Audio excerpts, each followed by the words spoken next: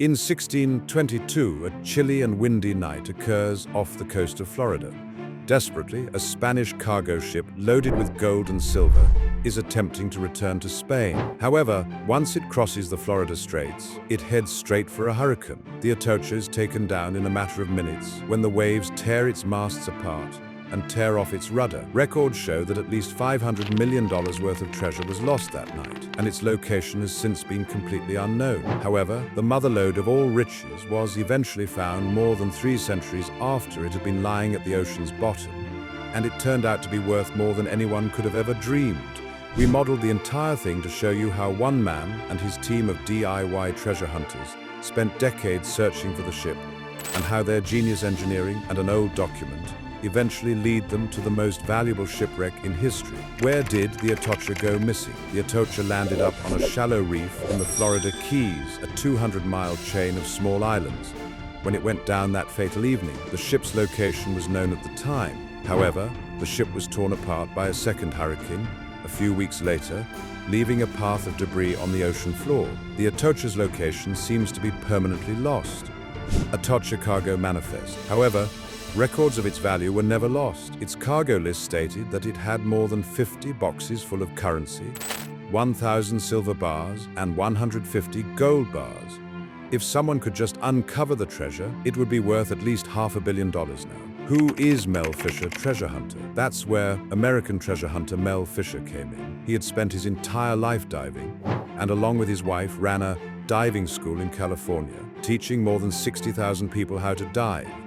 With the allure of the Atocha sitting in the Florida Keys, Mel and his family moved across the country in search for its treasure. With little more than a boat and some metal detectors, they began their search in an area called the Matacum Keys, which had been mentioned in several documents.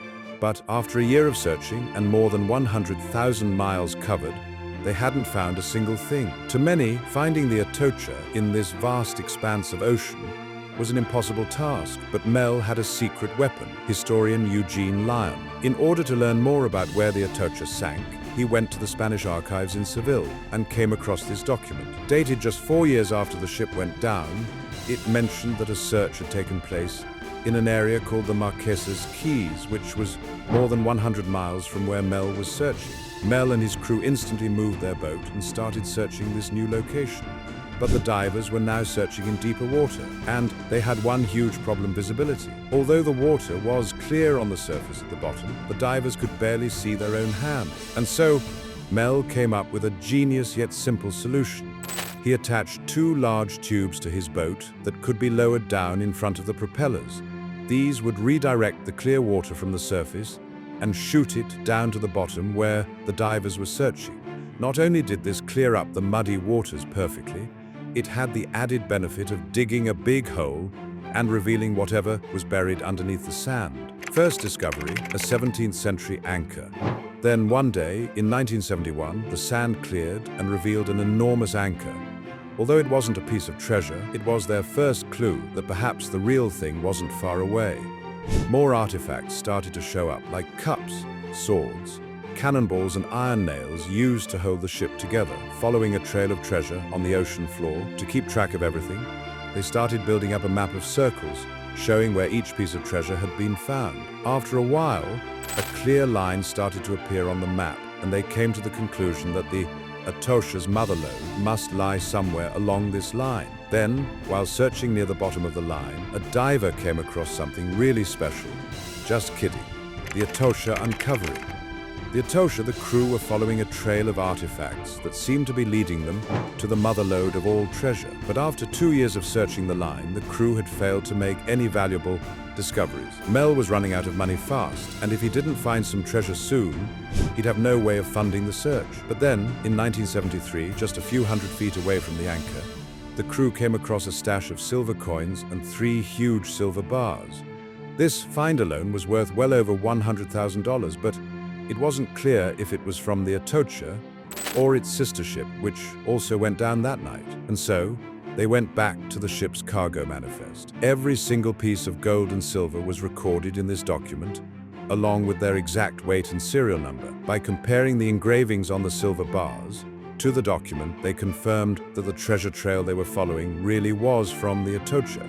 The crew began systematically cleaning the coins using electrolysis and selling them off to make money. Mel and his crew were back in business. With this influx of cash, the crew set out to find more treasure armed with new sonar detecting technology. But just as they were starting to gain traction, the state of Florida began claiming ownership of all the treasure being found, and so Mel started fighting back. In the meantime, the crew continued finding more objects on the line, a major find being 9 bronze cannons with Atocha markings engraved into their barrels. But just a day after finding these cannons, one of their boats capsized during the night, killing 3 of the crew, including Mel's son. 3 years went by, and the crew continued looking. Without finding any new clues, the line had run dry. Throughout the search, Mel had often mentioned a mysterious document he had read written by one of the Atocha's survivors. According to the document, the survivor had helped an admiral smuggle 70 pounds of the world's finest Colombian emeralds onto the ship. It was never clear where Mel had read this, but he was absolutely sure that there was more to the Atocha's treasure than just gold and silver. Meanwhile, after 8 years of legal battles, Mel won against the government and was finally granted the right to 100% of the treasure. But by the end of the 70s, Mel had spent over $6 million looking for the Atocha, and the elusive treasure still hadn't showed up. Every little object along the way had teased the crew, and it still seemed like the treasure had to be lying somewhere along the line. But all that was about to change. In 1983, while on their way out to the line, the crew's magnetometer started lighting up. Divers went down to check, and they came across several metallic objects in a location southeast of the line. By plotting these on the map, a new line started to branch off from the original one. They knew that the ship was ripped apart a month after it sank, so it was possible that the debris was carried on a different path.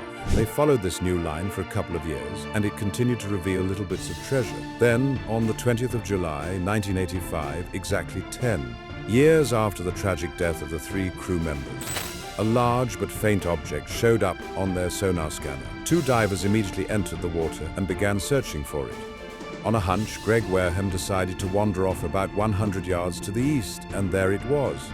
Sitting in front of him was an 80-foot-long shipwreck, with piles upon piles of silver bars sitting on top. Off to the side were several chests full of coins and gold bars glinting in the light. There was no doubt that after 16 years of searching, Mel and his crew had finally found the motherlode. Amazingly, hidden within the wreck was a thumb-sized emerald, worth over $800,000 alone. Elsewhere in the wreckage, another one popped up, this time worth over $1 million. Eventually, more than 2,000 of the finest uncut emeralds were discovered, and Mel's story turned out to be true after all.